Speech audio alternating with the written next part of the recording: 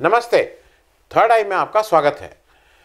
कल एकदम से एक खबर आई और शाम तक उसने मतलब सोशल मीडिया को और सब जगह ये बात हुई कि भाई एनडीटीवी को अडानी ग्रुप ने टेक ओवर कर लिया। कुछ इस तरह की एक चर्चा शुरू हुई।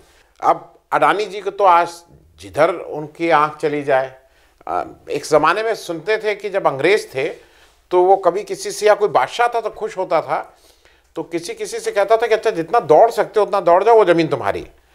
लेकिन हमारे अडानी जी के साथ ये नहीं है। अडानी जी ने जिधर नज़र घुमा देंगे वो चीज़ उनकी, जो उनको अच्छा लगेगा। पैसा इतना है, दुनिया के तीसरे चौथे नंबर के वो हैं, वो जिसको चाहें उसको खरीदें। वो तो मतलब देश की एक एक धरोहर को खरीद रहे हैं। खैर, उन्होंने अब एनडीटीवी के ऊपर उनकी आंख लगी है। इसके दो तरह से इसको देख सकते हैं। क्या वो अपना बिजनेस बढ़ाने के लिए या अपने उसको कर रहे हैं, या वो अपने जो उनके स्वाभाविक मित्र हैं इस सब यहाँ तक पहुँचाने में, क्योंकि वो जो उनकी जो कथा है वो पिछले 8 वर्षों की है। खास करके पिछले 3 वर्षों में तो और स्पीड से वो बढ़ रहे हैं, बड़े आदमी हो रहे हैं। तो उन मित्रों को फायदा पहुँचाने के लिए एक एनडीटीवी, जिसको थोड़ा आप इलेक्ट्रॉनिक मीडिया में वॉइस ऑफ डिसेंट उसकी थी, थोड़ा उस तरह के गोदी मीडिया का पार्ट नहीं था, उसकी आवाज़ को बंद करना, दबाना, जो भी आप कहिए, वो एक्सरसाइज है। मैं थोड़ा इसलिए इस बात को शुरू करूंगा कि थोड़ा सा बैकग्राउंड समझ लीजिए कि क्या है इसका। एक पक्ष टेक ओवर कैसे होगा और एक पक्ष एडिटोरियल वाला है कि न्यूज़ का क्या होगा। तो पहले ज़रा ये कर लें कि ये टेक ओवर क्या है। ऐसा है कि एक अंजना कृष्णन जी की एक रिपोर्ट है 23 जून 2021 की, जिसके अनुसार इंडिया के 392 न्यूज़ चैनल इंडिया में हैं, विच इंक्लूड्स हिंदी, अंग्रेजी, रीजनल लैंग्वेज। ये भी समझ लीजिए कि ये जो न्यूज़ चैनल है ये आजकल जो एंटरटेनमेंट चैनल है उससे ज़्यादा चलते हैं, क्योंकि वो जो आप लोगों को बिठा के जिस तरह की चर्चा होती है, जो डिबेट होती है, वो एंटरटेनमेंट से कम तो नहीं है। उसमें कितनी चीज़ें सीरियस होती हैं डिस्कस, ये हम और आप ठीक से देखते हैं और रोज़ महसूस करते हैं।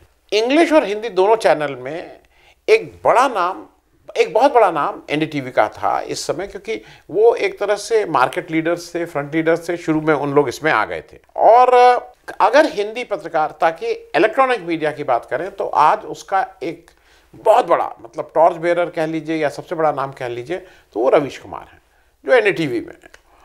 वो अपने में एक ब्रांड हैं, वो अपने तरह की एक पत्रकारिता करते हैं और एनडीटीवी का बहुत कुछ जो ब्रांडिंग है वो रवीश कुमार के ऊपर भी डिपेंडेंट है। एक ज़माने में जब एनडीटीवी शुरू हुआ था और एक ज़माने में जब हिंदी पत्रकारिता इलेक्ट्रॉनिक मीडिया की खास करके मैं बात कर रहा हूँ, उस समय विनोद दुआ के पास उस तरह का करिश्मा था और वो उस तरह की फॉलोइंग थी और लोग उनको उस तरह का मानते थे। देखिए, इलेक्ट्रॉनिक मीडिया में एक बहुत स्पेसिफिक चीज़ है कि ये डायरेक्ट है, बहुत पैसा चाहिए इसको चलाने के लिए, और इसमें सरकार को लगता है कि ये सबसे ज़्यादा विजिबल सरकार क्या सारी पॉलिटिकल पार्टीज को सबसे ज़्यादा विजिबल लगता है। मैं उस पर भी बात करूंगा। और अगर किसी ने सरकार से पिछले 8 साल में थोड़े भी अनकंफर्टेबल क्वेश्चन पूछे तो उसको बाहर का रास्ता किसी न किसी दिखा दिया गया। बहुत से इसमें अजीत अंजुम हैं, पुनप्रसून वाजपेयी हैं, अभिसार शर्मा हैं, बरखा दत्त हैं, बहुत तमाम लोग हैं इसमें।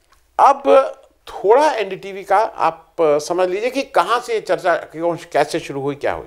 प्रणव रॉय मतलब पुराने पत्रकार, बहुत इज्जत, इन लोगों ने 1988 में new Delhi television private limited के नाम से कंपनी रजिस्टर की, फिर जिसको 1994 में न्यू दिल्ली टेलीविजन लिमिटेड कर दिया और अब उसको आम भाषा में एनडीटीवी बोलते हैं। एनडीटीवी उनका ब्रांड नेम भी है जिससे वो चैनल चलाते हैं और उनकी कंपनी का नाम न्यू दिल्ली टेलीविजन लिमिटेड है। 1998 में इन्होंने स्टार न्यूज़ चैनल के साथ एक कॉन्ट्रैक्ट साइन किया, कंटेंट ये बनाने लगे और फिर इन्होंने कई चैनल के साथ कंटेंट बनाने का काम किया और एक बड़े इस्टेब्लिश न्यूज़ चैनल हाउस के रूप में ये इस्टेब्लिश हो गए। इस समय एज ऑन डेट इसके जो 6 डायरेक्टर हैं न्यू दिल्ली टेलीविजन लिमिटेड के, या एनडीटीवी अगर मैं सुविधा के लिए कहूँ, प्रणव रॉय साहब, उनकी पत्नी राधिका रॉय जी, कौशिक दत्ता जी, इंद्रानी रॉय जी, जॉन मार्टिन ओलॉन जी और डॉरियस तारापुरवाला जी, ये इसके 6 डायरेक्टर हैं।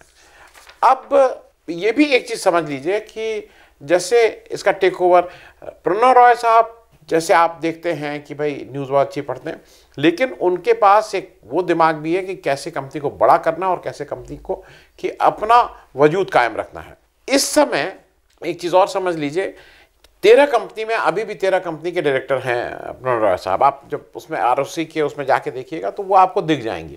तो वो भी कई क्रॉस होल्डिंग इधर उधर वो करके अपनी कंपनी को बचाए रहते हैं। उन्होंने 15 सितंबर 2005 में एक कंपनी बनाई, RRPR holding private limited. RR का मतलब राधिका रॉय, PR का मतलब Prannoy Roy, holding private limited. ये मतलब इसी के पास सारे एक तरह से शेयर हुए। RRPR होल्डिंग प्राइवेट लिमिटेड के 2 ही डायरेक्टर थे, जैसा नाम से है, राधिका रॉय जी और प्रणव रॉय साहब। और इसकी अथराइज कैपिटल 2 करोड़ है। आज तक जो उसकी पेडअप कैपिटल है वो केवल 1 लाख रुपया है। तो ये मैंने इसलिए बताया कि घरेलू कंपनी है और पेडअप 1 ही लाख रुपया कैपिटल। अब NDTV के जो प्रमोटर्स हैं वो जरा समझ लीजिए कि who are the promoters of NDTV। RRPR जो holding private limited, Prannoy Roy साहब और राधिका रॉय जी, इन लोगों ने NDTV के शेयर्स को के लिए एक ओपन ऑफर दिया था मार्केट में, किसको हम खरीदना चाहते हैं, सन 2008 में। जून 2008 में इस ओपन ऑफर, ये जो ओपन ऑफर दिया था मार्केट में कि हम ये शेयर अक्वायर करना चाहते हैं, को फाइनेंस करने के लिए इन्होंने इंडिया बुल्स से 540 करोड़ का लोन लिया था। याद आया आपको इंडिया बुल्स? और ये इंटरेस्टिंग है इसलिए मैं आपको बता दूं कि वो अभी किसी और को करेंगे। इंडिया बुल्स जून 2008 की जब आप बात कर रहे हैं तो अप्रैल 2008 के करीब वो रिलायंस, वो जो अनिल अंबानी छोटे भाई वाला, छोटे सेठ का जो एक आया था ना रिलायंस पावर वाला, जिसको उन्होंने कितना पैसा लेके कितने पब्लिक का फटका लगाया था, रिलायंस पावर वाला, वो इंडिया बुल्स भी उसके एक बहुत बड़े खिलाड़ी थे। तो पैसा कहाँ से आया था? फिर उन्होंने 540 करोड़ तो जिसको कहते हैं इनको टिकाए थे। अब जब इनको ये 540 करोड़ दिए गए थे तो प्रणव रॉय और राधिका रॉय जी ने अपने सारे शेयर प्लेस कर दिए थे। जो कोई भी प्लेस करवाता उसकी कंडीशंस और थी, मैं उस डिटेल कंडीशंस में नहीं जा रहा हूं। अब ये सारी बात जून की थी। अक्टूबर 2008 में, क्योंकि ये तो पैसा कम समय के लिए आया था इंडिया बुल्स के पास और इनको जो भी टर्म्स पे लिए होंगे, इनको ये पैसा वापस करने के लिए NDTV के प्रमोटर्स ने ICICI बैंक से 19% इंटरेस्ट रेट, 19% बहुत ज्यादा है, इंटरेस्ट रेट इतना बिजनेस में नहीं होता है, 19% इंटरेस्ट रेट पर 375 करोड़ 375 करोड़ का loan to repay Indiabulls. अच्छा, इसमें जब इन्होंने लिया तो फिर से वो पर्सनल गारंटीज तो लेगा ही लेगा, तो ICICI बैंक ने फिर पर्सनल गारंटी ली, शेयर होल्डिंग ऑफ ये जो प्रणव रॉय और राधिका रॉय जी वाला। फिर क्या हुआ कि अब ये 19% का लोन चल रहा था ICICI बैंक का 375 करोड़ का। जुलाई 2009 में NDTV के ये जो प्रमोटर लोग होते, इन लोगों ने एक 350 करोड़ का एक नया लोन लिया। अब ये बिल्कुल वही है, हमारे आपके होता है ना, उससे उधार लिया तो हम लोगों का उधार भैया 150 का होता है, तो 100 का उधार है तो किसी से 50 लेके उसको देते हैं, फिर उससे लेके इधर की टोपी उधर, उधर की टोपी इधर चल रही है ये मामला।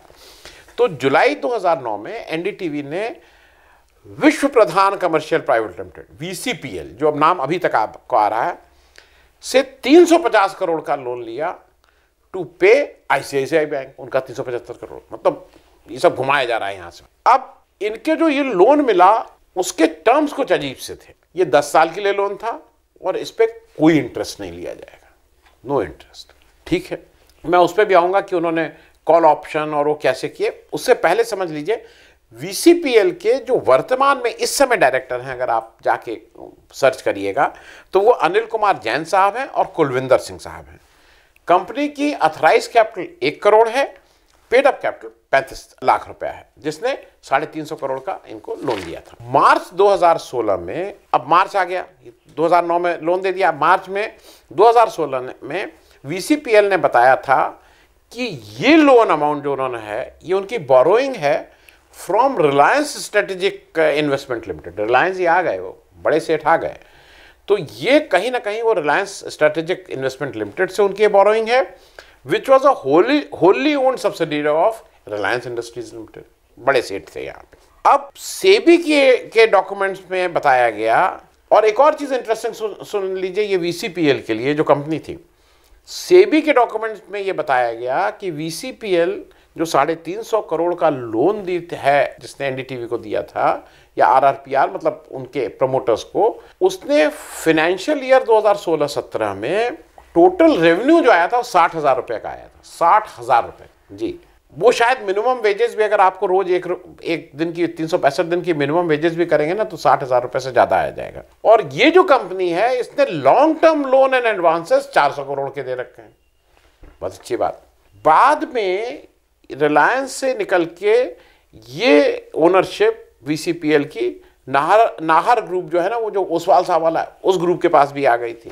ये कुछ कुछ इधर उधर घूमती रही। इसको ये प्याज का छिलका है, ये आपको पता ही नहीं लगेगा कब कौन कहाँ किसका वो था। अब जब VCPL ने उस समय RRPR जो प्रणव रॉय और राधिका रॉय जी की कंपनी थी, उनसे पैसा लिया, उनको पैसा दिया था, तो VCPL की 2 सब्सिडरी कंपनी थी। 2 सब्सिडरी कंपनी कौन थी? Shyam equities private limited SEPL और Shubhangi trading private limited STPL।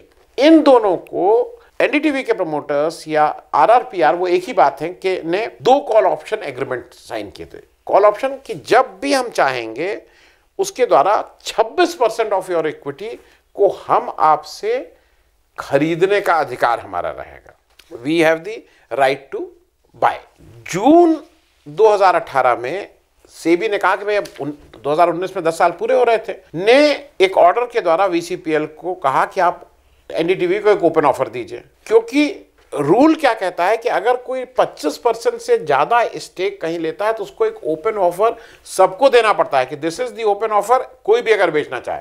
तो चूंकि ये 26% की बात थी दोनों कंपनी का मिला के, तो सेबी ने VCPL से कहा कि आप एक ओपन ऑफर दीजिए। अब आ जाइए करंट बात। अडानी जी ने कल मतलब मंगलवार को 23 तारीख को स्टॉक एक्सचेंज को बताया कि उन्होंने VCPL को 113.74 करोड़ में खरीद लिया है। अब इन्होंने किससे खरीदा? ये अब ये इतना मक्कड़ जाल है कि आपको थोड़ा दिमाग क्लियर रखना होगा।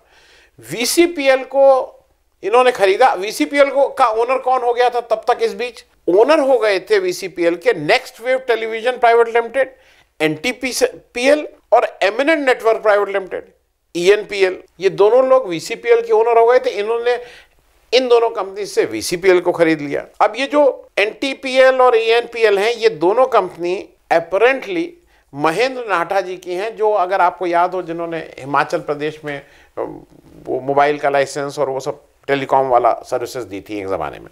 यहाँ तक तो हो गया। अब VCPL की जो 2 कंपनी सब्सिडरी हैं SEPL और STPL, उसको 26% का स्टेक का कॉल ऑप्शन NDTV में है। वो उन्होंने ऑलरेडी 214 रुपये 65 पैसे में अपना कॉल ऑप्शन ऑन कर दिया। कहा है कि 2 दिन के अंदर अडानी जी ने कहा है कि ये ट्रांसफर करिए NDTV से। अब इस समय मार्केट प्राइस कितना है? 388 रुपये। खरीद रहे हैं 214 रुपये 65 पैसे। अब जो इनके PR और वो एक मैं लगा दे रहा हूँ, आप भी देख लीजिए, जो प्रणव रॉय, राधिका रॉय और NDTV की तरफ से कई वक्तव्य जारी हो रहे हैं, लेकिन जो इंपॉर्टेंट है वो ये कहा जा रहा है कि ये इतना आसान नहीं। इसके लीगल और रेगुलेटरी जो सेबी के होंगे या स्टॉक एक्सचेंज के होंगे, उस लॉ के अनुसार अभी इतना आसान नहीं है। अब देखिए इसमें क्या कानून, जिसको कहते हैं ना ऊंट किस करवट हो लेता है, लेकिन मोटा मोटी तो ऑलरेडी कंट्रोल ऐसा लगता है कि अडानी जी के पास आ रहा है या आ गया है। अब जरा बात कर ले हम लोग इसके एडिटोरियल की, क्योंकि हमको आपको इससे क्या मतलब, कौन पीछे है, कौन है, छोटे अंबानी हैं, बड़े अंबानी हैं, अडानी साहब हैं, क्या इससे हमको क्या, हमें तो यह है कि हमें कंटेंट क्या मिलता है। आज की तारीख में NDTV का जो फेस है, जो उनकी क्रेडिटेबिलिटी है, जो उनका विजिबल वो है, वो इसमें कहीं कोई दो राय नहीं है कि रवीश कुमार साहब। जैसे बीजेपी का फेस कौन बोलेंगे आज? बीजेपी का फेस मोदी जी हैं। NDTV का फेस और खास करके हिंदी का तो वो रवीश कुमार है। अब एक चीज ये बताइए कि अगर कंट्रोल और ओनरशिप अडानी जी के पास हो तो क्या रवीश कुमार जी के पास कोई चॉइस है कि जैसा वो बोलते हैं वो बस, क्योंकि अडानी जी तो उनको ऐसा नहीं बोलने देंगे, तो उनके पास चॉइस क्या रह जाएगी? वो बहुत उसमें कोई गेसवर्क करने की जरूरत नहीं है। रवीश कुमार जी को वहां से हटना पड़ेगा या हटा दिए जाएंगे, दोनों में से कुछ भी हो। अब इंपॉर्टेंट यह है कि प्रणव रॉय जी और राधिका रॉय जी क्या करेंगे, क्योंकि उनके पास अभी भी कुछ स्टेक्स रह जा रही हैं 29-30% की। अब उसको लेके वो कंपनी और अडानी जी बड़ी करते जाएंगे तो इनका भी पैसा बढ़ता जाएगा, तो ये उसको एक आगे आने वाले समय बेचेंगे, देखने वाली बात हो। क्योंकि एक चीज तो तय है, आप जितना भी कर लीजिए, ये मुझे ऐसा लगता है कि बिजनेस डील से ज्यादा ये, अरे जैसे दोस्ती में होता नहीं है क्या भाई, जरा देख लेना उसको, तो ये दोस्ती वाला मामला है जहां पे वॉइस ऑफ डिसेंट कि यार ये खत्म करो, ये बहुत तकलीफ देता है, रोज ये कुछ ना कुछ अपना नई नई तरह की चीजें आंख के लेता रहता है और कहता है इतने तथ्यों के साथ है कि उसका हम कुछ कर भी नहीं सकते हैं। तो ऐसा लगता है कि ये प्राइमरली मेरे हिसाब से उस प्रश्न पूछने वाले व्यक्ति को, उस प्रश्न पूछने वाले चैनल को, उस प्रश्न पूछने की जो परंपरा है उसको बंद करने का काम है। हालांकि जैसे बहुत से लोग ये कह रहे हैं, लेकिन मैं तो एक ही चीज़ कहूँगा कि Ravish Kumar ji, welcome to the YouTubers club. आज नहीं तो कल, अब ये मैटर ऑफ टाइम है कि आप भी कब यूट्यूब, और इसमें कहीं कोई दो राय नहीं है कि अगर रवीश कुमार जी यूट्यूब पे आते हैं तो उनकी सक्सेस रेट कहिए या कहिए, एक तो इंडिपेंडेंस ज़्यादा रहेगी, जो वो करना चाहेंगे वो करेंगे। उनको कोई आज की तारीख में ये दिक्कत नहीं है कि उनके सब्सक्राइबर कैसे बढ़ेंगे, उनके व्यूअरशिप क्या होगी, वो उससे ऊपर निकल चुके हैं। उनके व्यूअरशिप और सब्सक्राइबर की तो कोई दिक्कत ही नहीं है। लेकिन आने वाले समय में जो एक बेसिक और चेंज होने जाएगा, जो मैं जैसे नीतीश कुमार के आने से क्या हुआ, कोई नीतीश कुमार के आने से विपक्ष की सरकार नहीं बन गई, लेकिन एक माइंडसेट हो गया ना कि अच्छा विपक्ष ने ऐसे कर दिया, एक माइंडसेट हो गया ना कि ये बीजेपी के लिए मुश्किल है। मुझे ऐसा लगता है कि रवीश कुमार जी के या एनडीटीवी के ये टेक ओवर से एक बहुत बड़ा कारण ये होगा, अगर रवीश कुमार और ये लोग वहां से निकलते हैं तो सोशल मीडिया को एक जो थोड़ी और पेनिट्रेशन, रीच और सीरियसनेस चाहिए थी वो मिल जाएगी।